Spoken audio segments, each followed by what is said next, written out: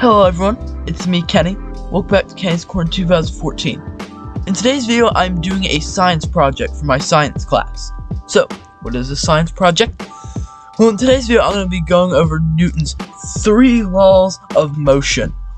Boring, you might be saying, but trust me, this does get rather interesting. So let's dive right on into it. Oh, I broke my web camera by diving into it. Anyway, we first need to talk about Newton's first law of motion. This law states that an object at rest will stay at rest, and an object in motion will stay in motion. For example, you notice the computer and the web camera piece that I can move up and down by applying force to it with my hand. We'll go over what force means in a minute. But, you notice the computer is not moving. Now you think the computer that's sitting on this desk, and the desk and just everything would just, keep sliding forever. But these objects are placed down and are at rest, and will stay at rest. But if I push them, they will move. Now, for example, something that's moving, like, I don't know. Let me see here. What can I do? Okay.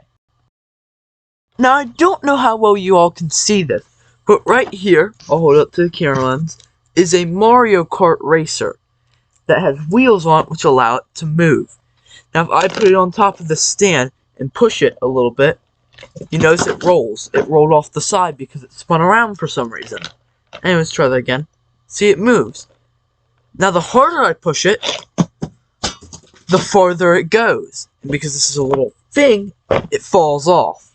And that's another thing to do with motion and force, which we'll get into in a minute as well. So I'm going to go pick that up and explain this a bit more. So now you're probably like, when I pushed the Mario Kart guy, why didn't it just keep moving? Why is it not floating? All these things. The reason why it's not floating is because to do with Newton's third and second laws, which I'll get into in a minute. But the reason why it's not still moving is because it has some power stored up in the wheels. Once the power's ran out from the force, it's going to stay in position. This is due to something called inertia. Inertia is basically what keeps things, from stopping. And the harder I push it, the further it goes. And that's to do with Newton's second law, which states things about acceleration. Now, acceleration is when something, speeds up. And basically, could go faster or slower. But it's not exactly like speed perfectly. Basically, what I mean is if I push this harder, that's more acceleration. That's more force I'm using from my body to push this little light thing. Now, say I get something heavier, like this book. A little bit heavier. Now, you probably can't see this, but if I push, I'm being very careful, push the Mario Kart guy, I can't tilt my computer down far enough, but if I push the Mario Kart guy, it moves a lot easier. But if I push the book, I have to apply more force to move it. Now the reason why it takes more force to push the book is because it's heavier, or it has more mass. Now mass and weight are not the exact same thing. But basically mass is covers the size of the object, and things like that. So this Mario Kart character probably has, 2 mass, just random numbers. And this book has about 6, just, random numbers. That's why this is harder to push.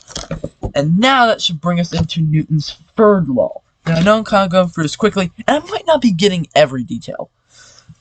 But we're just going to keep rolling with it. So, Newton's third law, the third and final. However, I will have one more thing to address after the third law to do with these laws all put together. So let's get into the third law. Alrighty, so Newton's third law is commonly called the action-reaction. And the reason for that is because, well, it's happening all over the world right now. It's a phenomenon.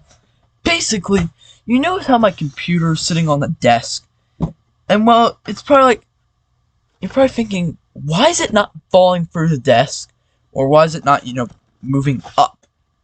That's because the desk, which is on the floor, is pushing up on the desk, which the desk is pushing up on the computer all the same amount. We need to go over something called newtons. Newtons is a form of counting in science. Trust me, if you're not good at math, it's okay. It's simple addition and subtraction. And if you don't know this, then you need to get out of my channel. Sorry, that got a little intense. Anyways, my voice. Anyway, so what I mean here is, if the floor is pushing up 10 newtons, that means the desk is pushing down on the floor 10 newtons, which is a balanced force. An unbalanced force would be if the floor was for some reason pushing up 20 newtons and the desk was only pushing down 10. That is an unbalanced. And the center goal is to have 0 newtons. That's when it is balanced.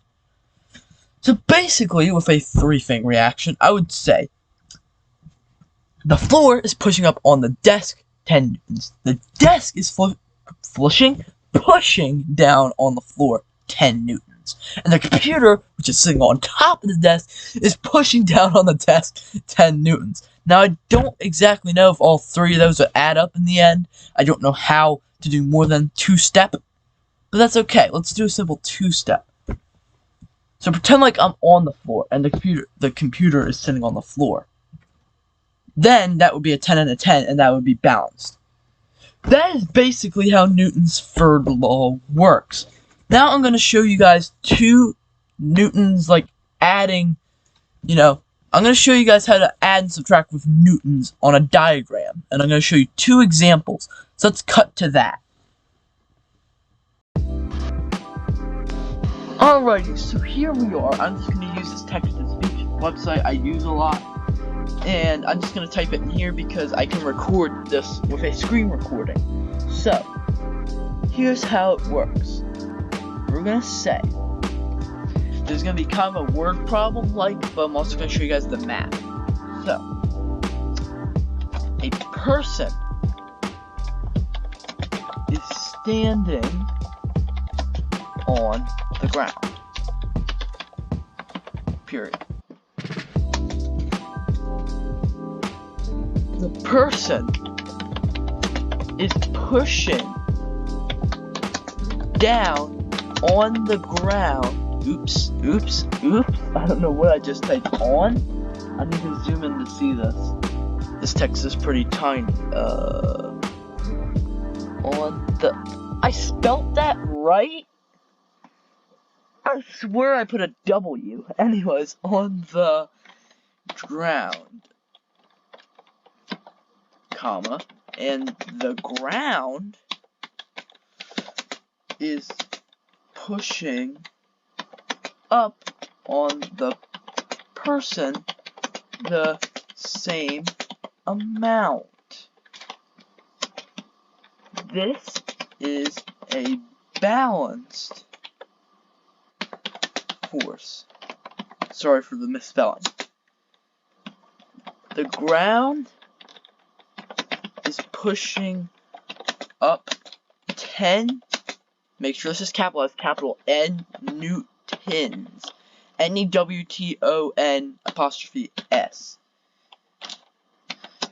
And the person is pushing down on the ground 10 newtons.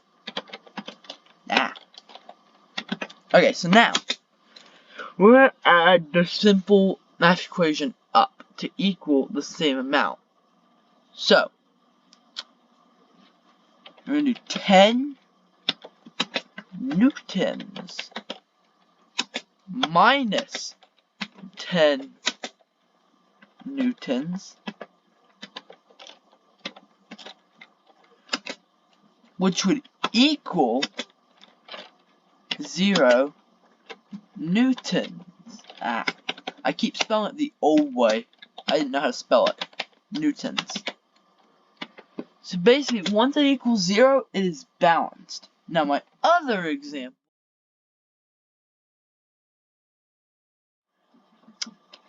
15 Newton.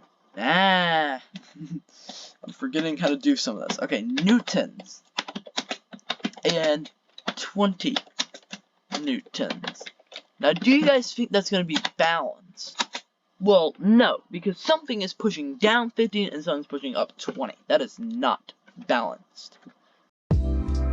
Now, there's one more important factor that kind of fits for all the laws, but mainly Newton's third law. Basically, I kind of went over this already, but a force is a push or a pull on an object.